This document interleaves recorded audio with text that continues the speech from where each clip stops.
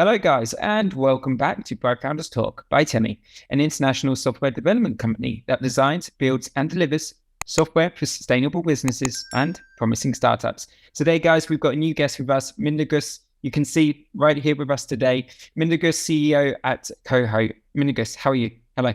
Doing great. Thanks for having me. I appreciate it. Good. Thank you for coming on. I just said, if I do pronounce your name, we just spoke a little bit before. If I do pronounce your name not quite correctly, our listeners know that pronouncing names is not my strong point. So, do forgive me for that. Right. Before we do get started, I want to get to know you a little bit better. Yeah. I want to get to know the man behind the machine, let's say. So I'm going to give you some real quick fire questions, and they're just going to be at the beginning. They're just going to be yes or no. Yeah, and maybe I will jump on those a little bit later. So just yes or no answers. Are you a morning person? Yes. Do you prefer working in a team or independently? Team. Are you a risk taker? Yes. Is work-life balance important to you? Yes. Do you enjoy networking events? Yes. Have you ever pivoted your startup's business model? Technically, you could say adapted, not pivoted, let's say, not a hard pivot. Okay. Are you more focused on short-term goals or long-term goals? Always long-term. Nice. Do you consider yourself a hands-on CEO? Yes. I mean, I'm deep in every aspect of the company. Do you enjoy public speaking? No. Are you happy with the success of this year so far? Yeah, we have a very unique story. So, yes, overall, I would say yes. Okay, I'm looking forward to hearing that story in a second. Okay, good. And 4 more questions for you. Just not yes, no, just more a shorter answer for me here. So, what is the thing you get up for in the morning? Building these communities, for sure. That's something I've been doing for a long time, and I wouldn't want to be doing anything else. Nice. Okay. The first thing you do when you get to work? Coffee. Lots of coffee. How many cups? Oh, man. I mean, it's usually 4 or 5 a day. Oh, wow. Okay, nice. This one right now. Last TV series you watched? Oh, what was it called? I was traveling a couple of weeks ago. The Diplomat. I've watched this recently. Real good. I like this. I'm a fan. Okay. And one person you couldn't work without? I mean, Haley, who's our kind of chief of staff and head of operations. Nice. Okay, cool. I hope that kind of opens you up a little bit to our audience as well. Helps me know where I want to pick this conversation today. But before we get started, let us know, what is Coho? Yeah, so we're a highly curated professional development community. And so we build experiences for professional growth for kind of senior to manager level, director level folks in design, engineering, data science, chief of staff, marketing, sales, and business development. And yeah, if you're solving specific challenges in your career, we surround you with peers, resources, content, kind of knowledge, and also leaders in your space to kind of help you close those gaps and navigate your career. And where does the name Coho come from? Coho? Good question. Yeah, so it has a few different meanings. So one is we're, kind of cohort based, right? So folks join in small groups every month or so. We also co-host the experience with the community. So those are 2 kind of key meanings behind it. Nice. And was that yourself that came up with the name, or was it kind of a group effort? No, that was actually a mistake that happened when we were working with a really cool company called Founder, who were helping us distill our narrative and kind of story, right? And part of the exercise was figuring out the name. They had some options, and we were going through some slides, and one of their partners, we moved on to a slide, and he just said, let's go back to the slide. I think there was a name, Coho. And I was like, there wasn't, but I like the sound of that. So let's stay on this part.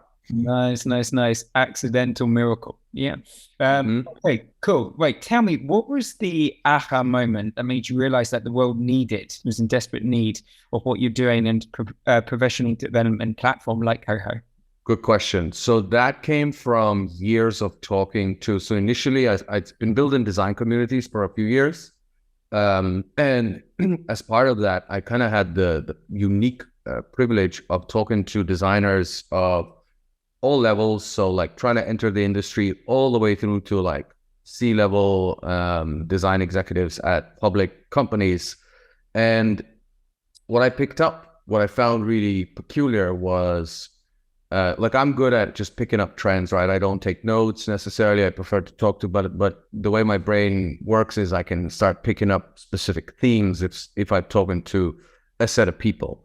And what I started identifying is that when you're trying to enter the industry as a designer, it's not easy, right? There's always a lot more entry-level designers than there are roles, but there's a lot of resources. There's a million courses and books and YouTube videos and communities and boot camps. And then the role itself, from like junior to let's say senior-ish, is pretty linear because you're focused on your craft. What I found very interesting, and that kind of got me thinking about this, was when you move to then senior lead, moving into maybe management or like into the more senior roles, the career paths become a lot more ambiguous, and the resources start drying up. Often I've heard so many stories of where like literally somebody on a Monday is told your boss, your director quit on Friday, and you're now being promoted to design manager. And by the way, that's the end of that conversation. Good luck. And I found that very concerning. So I wanted to kind of do something about that. And so I had this idea where I was like, what if I curated a group of these people, could be like 50 or 100, and maybe built like a experience around that. Initially I was thinking kind of week long, and take them through this process, surround them with other peers, surround them with some resources, some other leaders, experts in the field to kind of get them up to speed in some of those key things that they were missing. Tell me about this journey here, because obviously it's one thing to have the idea. It's another whole different thing to actually put it in place.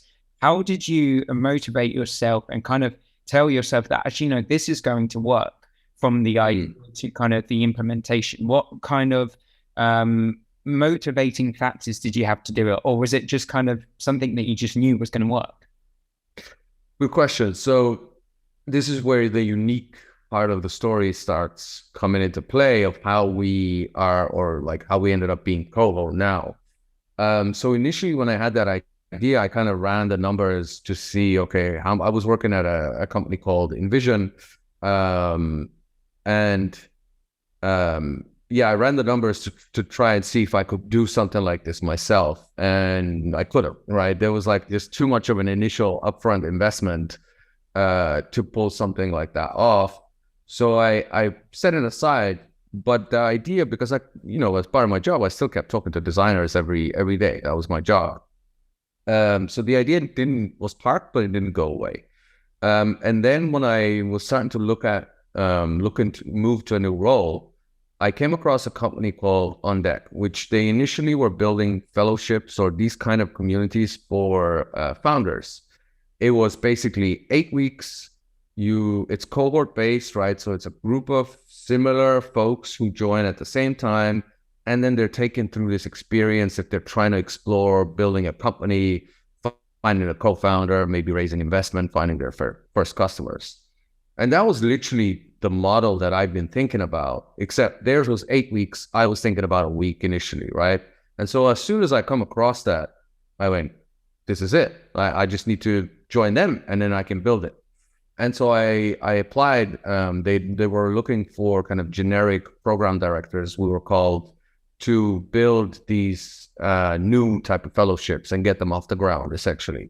And I applied, and in my application, I even said, like, if you're not thinking about building a design fellowship, you should, and I'm the person to do it. And so I ended up getting the job. And then essentially joined and started building it off the ground. But if you really think about it, it wasn't like I woke up one morning and I said, you know what would be a great idea? Let me try and build it. No, this was like years of thinking, researching, talking to people, and really understanding that there is that problem. And then once I had a place to go and build it, becomes like, of course, it was a mountain to climb to build something like this. But I already had a company who was building them successfully, had the frameworks, the processes, how to get something like that off the ground. I had the different components and the network. So I just had to show up and start implementing it. But, I think the biggest thing here is what I'm trying to get at is I didn't just wake up and decide to build it. And then all of a sudden it was all rosy. No, it was like years of research and understanding the problem and the space, building the network within it to then get it off the ground. How many years was this process from the idea to actually getting it off the ground? I've been building design communities since 2015, I'm going to say. I probably had that idea maybe 2017 or so. And I joined on deck 2020. So what you could say like five years or so, at least doing the research and talking to people. And it was always something that you had in the back of your head, which I'm doing it for this reason. Yeah. Once the idea, it was talking to enough people to start picking up the problems, right? And then the idea started formulating in my head. So the actual idea I probably had in 2018 or so. And then I joined on deck 2 years later. Interesting. Okay. I've seen on your LinkedIn that this isn't your first time being a founder. Yes, this is your second time as a founder. What has been the difference in this journey the second time round, which you didn't know the first time?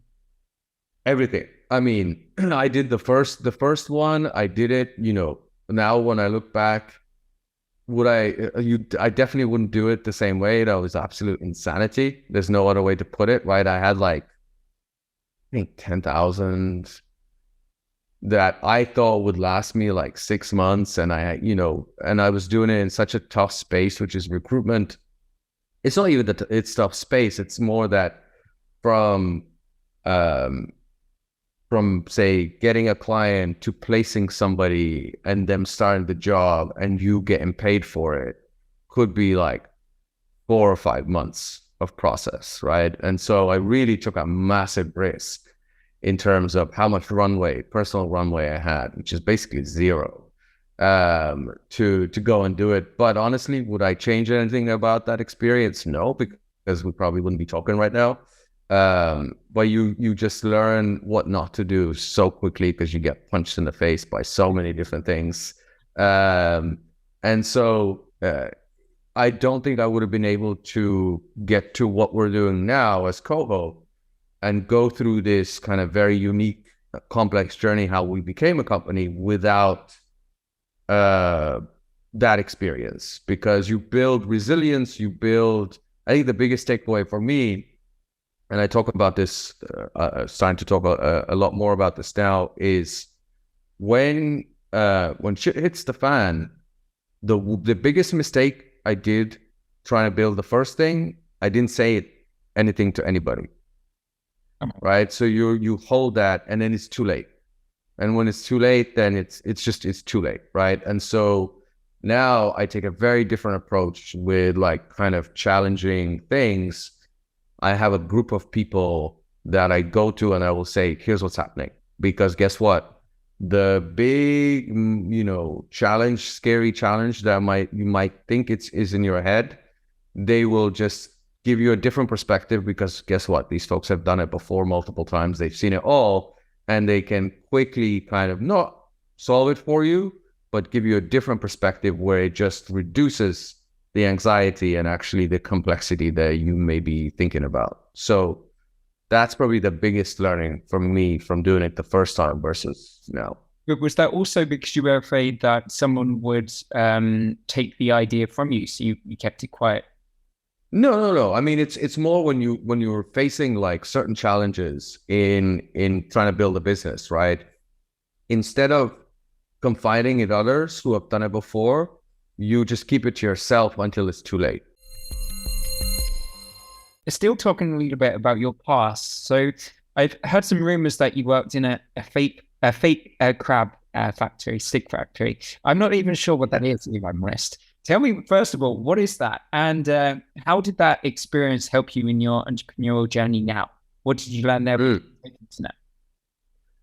So I worked there, I think when I was like maybe 17. So I'm from Lithuania. I mean, neighbors to Ukraine. And I'm 40 now, right? So I was born 82, like Soviet Lithuania, and nobody had jobs there then, right? When we became independent, like the country was in chaos. And I'd happened to go on an exchange program to the US when I was like 50, it's just turned 16. And I think the fascinating thing for me was that kids like my age had jobs, had part-time jobs, and had their own money. And I just couldn't comprehend it. So I came home and I was like, I'm getting me a job. I mean, insanity, right? Because like I wrote a post about it where there's very experienced and, folks with double PhDs are sitting without a job. And there's me, like a 17-year-old kid going, yeah, I'm going to get a job, right? But I managed to get a job in this factory in my town, which was what they were doing is they take this fish. It's like, I can't remember what the fish is called. And they turn it into these fake crab sticks. So I think it's called surimi. So it looks like it, but it the taste, I wouldn't say it's like crab. And I think there was a really good lesson at a young age in resilience, learning hard work, the meaning of hard work, because you put yourself in this situation at a young age. So I was working 12-hour shifts in a factory, like crazy hot, in there, winter or summer, doesn't matter. 12-hour shifts, 2 days on, 2 days off, 2 nights on, 2 nights off. And within a couple of months, like I was so that workload and the change in the night and day shifts, I was going delusional. Not even a joke. But you start learning the meaning of hard work at that age. So then when you start entering, when I left Lithuania and started like kind of working, no job was too hard to me. Like now when people say, oh, you work 24/7 as a CEO, whatever, I just laugh. I sit at a fucking computer all day and I talk to people. That's not hard work to me, right? Because you experience that, which is very different. Absolutely. And you say that about working 24 hours a day. At the beginning, you did say that you are a work-life balance is very important for you as well. How are you balancing that then? Is it for you the idea of sitting behind the computer speaking to people, even if it's about work? Is that not about work for you then? Where's the balance? Yeah, so the balance is important, doesn't mean that I have it. But it is also in a way it's intentional, because I've gone through, the last, let's say 20 years kind of has prepared me for this moment that I'm going through right now. And so I know the signs of burnout when I'm doing too much. I know how to at least control or fix and I also know that there are times, like let's say right now, where I just have to do it. But it's having gone through a bunch of other things and built that experience up. I don't sit there and say I don't have a work-life balance. I just know that that's going to come, or there are moments if I do X, Y, and Z, it will come. So like, let's say these couple of months, there is none. Otherwise, before up to that, like the last few months, I have my own system. So we are a completely distributed team all over the world. And what that means is I need to talk to folks and they may be online like Pacific time or whatever, right? So or talk to customers Pacific time. So that means doing calls very late. But my mornings typically are for me. And I would go to the gym 3 times a week. And that's kind of my little sanctuary. But when I have to cancel that for a bit, I don't mind, because I know why it's important, and I know that I will bring that back. So not going to claim that I have a work-life balance, but also it is important. And it's kind of having those 20 years of doing crazy types of work and different situations teaches you how to control. How do you ensure that with your team then? So obviously very important. You said you know yourself over the last 20 years how to notice when you're starting to burn out. I'm guessing you've got less experienced people on the team all over the world who haven't gone through that. How do you give them that knowledge to know when actually, you know what, you need to find balance? Yeah, I think it's one, I'm very open about things, right? So it's you can build in like rules, and we talked about this as a team, where we're kind of trying to build in some metrics around making sure that folks are taking a certain amount of PTO, right, every quarter. But again, I think it goes beyond the metrics and or the processes. It is more about your style of leadership. And so the one thing that I have done is it's okay to say when you are stressed, when there's too much work, knowing that there will never be any repercussions. Uh-huh. So at any given moment, somebody on the team, could be an all hands, could be a small group conversation, could be like a project discussion, somebody can just put, and they will, and they do that, which then shows others it's okay to do the same. Not going to say that we have it perfect, right? But it's totally okay for somebody to say it in a public conversation or a team conversation, or privately, that like, I'm not doing so good.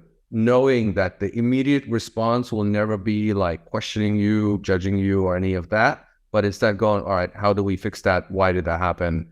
Take some time off. Doesn't matter if there's like something huge we're working on.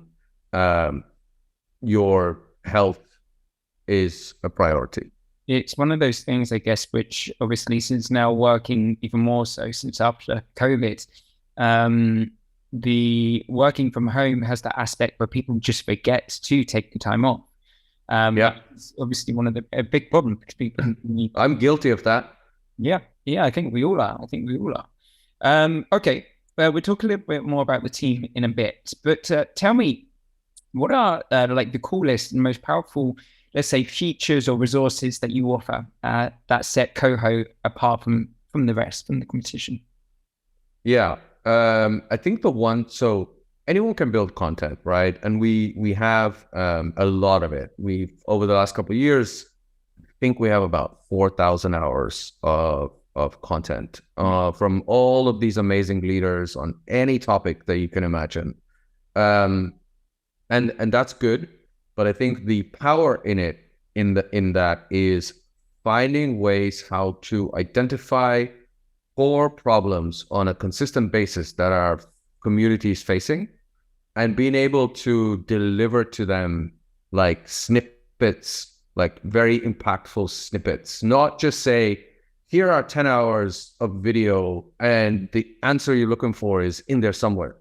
That's not helpful. Everybody that joins us is senior and busy. And so we try and treat every hour that they spend with us with respect, and kind of find different ways how to deliver that. So like, again, slicing that content in different ways and delivering it to them at different points. I mean, we just hosted a session, for example, yesterday with an amazing chief of staff, and majority of the community will not be able to attend that live session. Previously, what we used to do is just upload the recording. What I'm, for example, was playing around with this morning is taking the transcript and trying to distill it into like really impactful key takeaways, building out like a framework or an exercise that somebody can just take and identify with the challenge that they have and apply it today. And so that's kind of one, I think, is how we think about the extracting the insights and delivering it to folks at the right time. But I think the bigger thing is we do multiple layers of curation within the community. And so how you join the community is one part of it. There's an application process. There's an interview with somebody on the team. We have to ensure that it's not just us accepting you, but it's you making sure that we have built for the challenges that you're facing. What that does is then when you land in the community, you look around, you start talking to others, you go, oh, these people are in similar positions as me and solving similar challenges. Like that immediately is valuable because you don't have to start digging around trying to, how do I find somebody to talk to, right? That's huge. And then when you're within the community, we do additional layers of curation. So for example, Nur on our team, all her role is curating mastermind groups, so small groups of like 5 to 6 people from within the community who are similar stage, similar goals, similar challenges. Time zone obviously comes into play quite a bit there, and then bring them together and help them meet on a regular basis and discuss their challenges.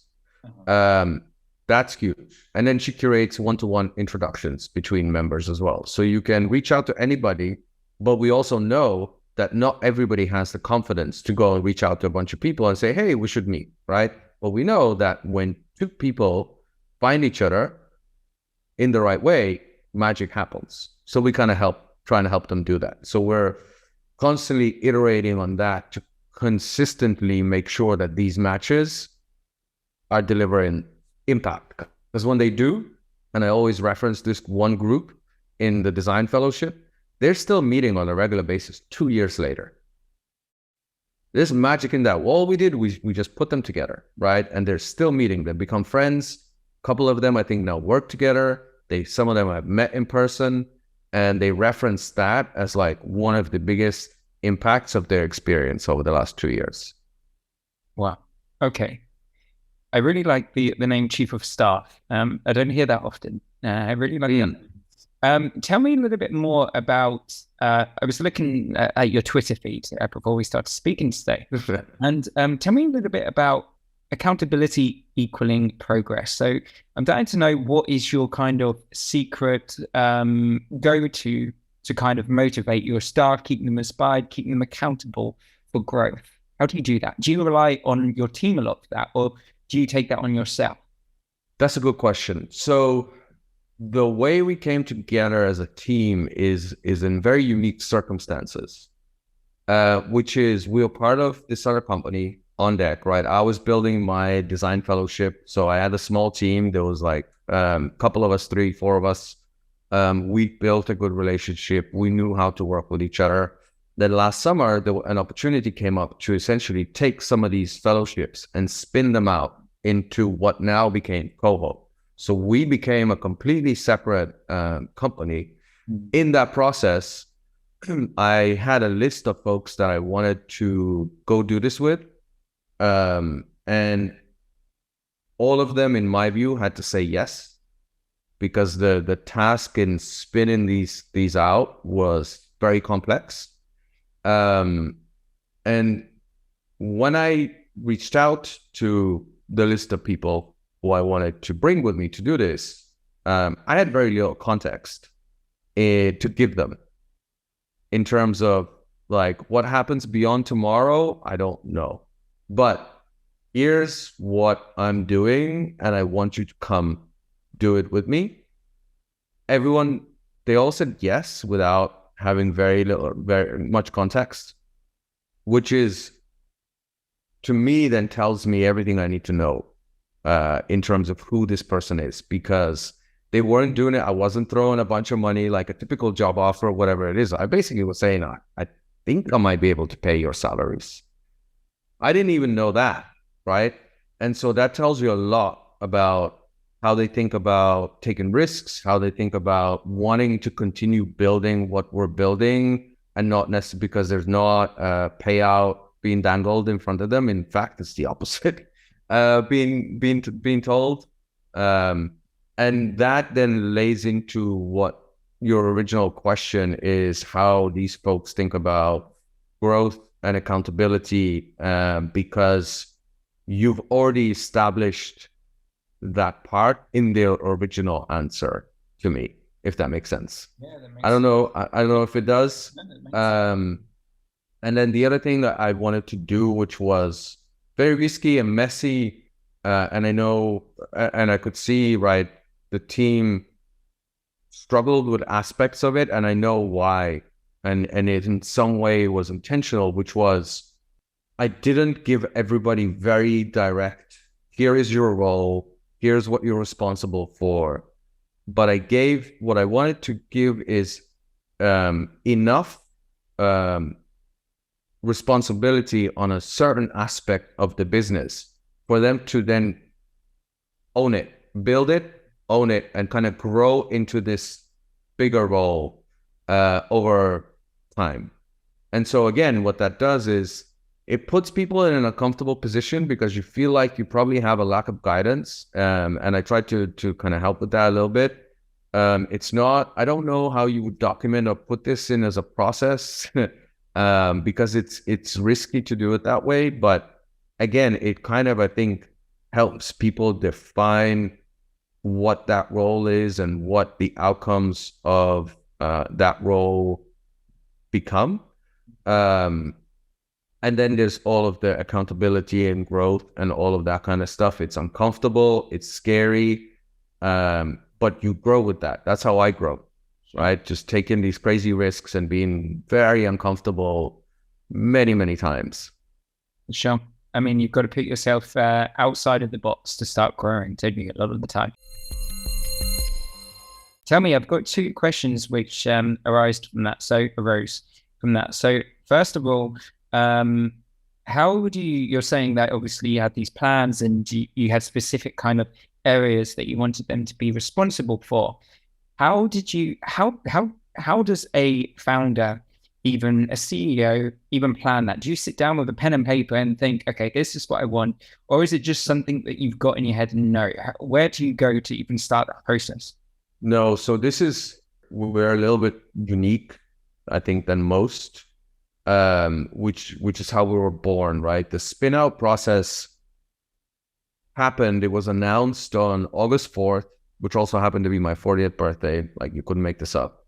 And what followed then is complete chaos, because we basically had about 1,000 customers who were going to migrate with us into this new company. We didn't even have a name, right? They had just been told, hey, you're no longer part of this previous community that you joined, but you paid a bunch of money. You're now part of this other obscure entity that doesn't even have a name. And so what we had to do was maintain their experience, because their experience is lots of different components, right? What a fellowship is and what somebody pays their money for. Figure out a way how to maintain that and start fixing some of those things, and then build this new company from the ground up. And it was kind of a little bit organic in the sense that the team that I was bringing in, it's not like, again, the typical company, how companies born is somebody has an idea and then they start taking certain steps towards it. Then maybe you have some funding, okay, I need to hire an engineer or I need to hire a marketer or whatever that may be, right? You kind of, the path is a little bit more straightforward. I was instead bringing a team with me. So a lot of them had already previously assumed roles. I also knew all of them, what their strengths were, what they wanted to do. And so it was easy enough to start kind of splitting up those areas of ownership, let's just say, because we also had a lot to do. So the direction was, for example, I'll use, say, Kazra, who now leads our kind of growth and marketing. This is where what I think you're going to own. I would like you to work towards that. In the meantime, all of us are going to have to mop the floor too and take on every other job because there was so much to do. Like, I'll give you an example. We rebranded in this process. For most companies, a rebrand of a business is months long project, and you don't focus on anything else. There's a team that's focusing on that. That was just another bullet point on our list of very big and all equally as important things to do. And we did the rebrand in like a month. Wow. And so everybody had to jump in and do multiple different things while also kind of starting to carve out their own corner of the business. Interesting. Rebranding in a month. Wow. Okay. Tell me, on regards to, we were talking a little bit earlier about your first experience as a founder, obviously now as well. What I want to know is, who were you as that founder then? What was that founder? Who are you now as the founder? And what founder do you want to be? Or are you that founder yet? So 3 different founders, most probably, there are and will be. Explain to me, what is the difference between them? I think the first one, very naive. And naivety can get you far, right? Because you'll ask stupid questions, you'll do silly things, and actually some of them may work. But I think I was very naive about the realities of what it means to build a business. And so those learnings have definitely helped and translated in not making a lot of the same mistakes this time around. And so I think I also wasn't very confident. I was working in isolation, right? I was working basically on my own for most of that journey.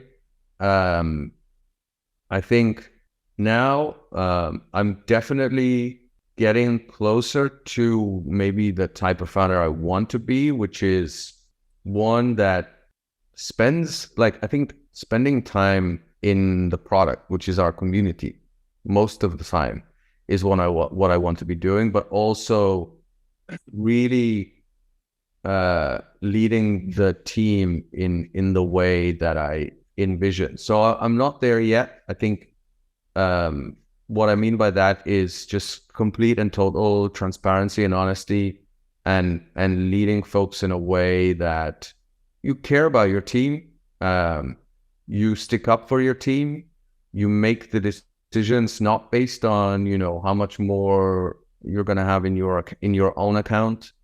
Some of the team call me like I'm becoming like a unhinged CEO because I'm starting to like say things that I really think, which often you are constrained by, you're this brand and you can't say X, Y, and Z. Honestly, but I'm not there yet. And there's a couple of different reasons behind that. I'm kind of waiting for my moment. Let's just say, oh man, they're not gonna like this. Journey, isn't it? It's a complete journey that you've been through, and especially if you're saying over the last 20 years it's been built. I mean, over 5 years, 2 years, you can change as a person, and the experiences are different always. Tell me, just another question or two, which we've got here. If Coho were a legendary adventure movie or some kind of movie, what would be its kind of most thrilling climax? The moment where professionals on your platforms, they would reach the peak of their skills, overcome crazy, huge obstacles. What would be the climax of the adventure of Coho?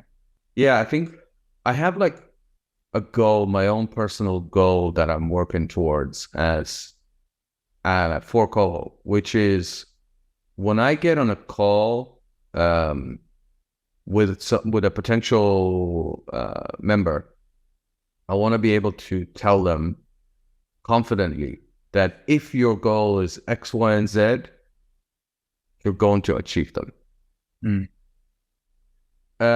It's really hard to do, right? I do not subscribe to these ideas. There's places, I'm not going to mention any names, that sell, if you take this thing, you're going to be making $100,000 as a designer after 6 weeks. Bullshit. Doesn't work like that. And I want to get to a place where we're able to do a version of that, but in our own way. And it's really tricky to figure out because what we do is not based on often very tangible, trackable things. But we're building some mechanisms now that are starting to work. It's still early days where we'll be able to track people's goals in a way. So like if your goal was this and you joined, and after a year, did you get there? The interesting thing with us and why people join us and what they get out of it, beyond the more tangible goals, it's often the intangible, which is like confidence. It's like people join us when I read like the applications or onboarding forms, you can see that beyond the tangible, there's always this like, I want to be confident in doing X, Y, and Z. And that, I don't know how to promise you. Like, I know I can surround you with the peers. I know I can surround you with the resources and the experts, the leaders. And I know that, and maybe it is about just nailing the curation of those spaces and you finding those people, because we cannot do it for you. You know what I mean? You have to take that journey and take those steps. And we filmed some content in London last week. And part of that, I did kind of like a founder story interview. And then the interviewer asked me like, what is the transformation stories? And I'm like, we don't transform anybody. They have to do it themselves. Mm-hmm. Because I hate, I would hate to have to put that on our landing page. Come and transform your life.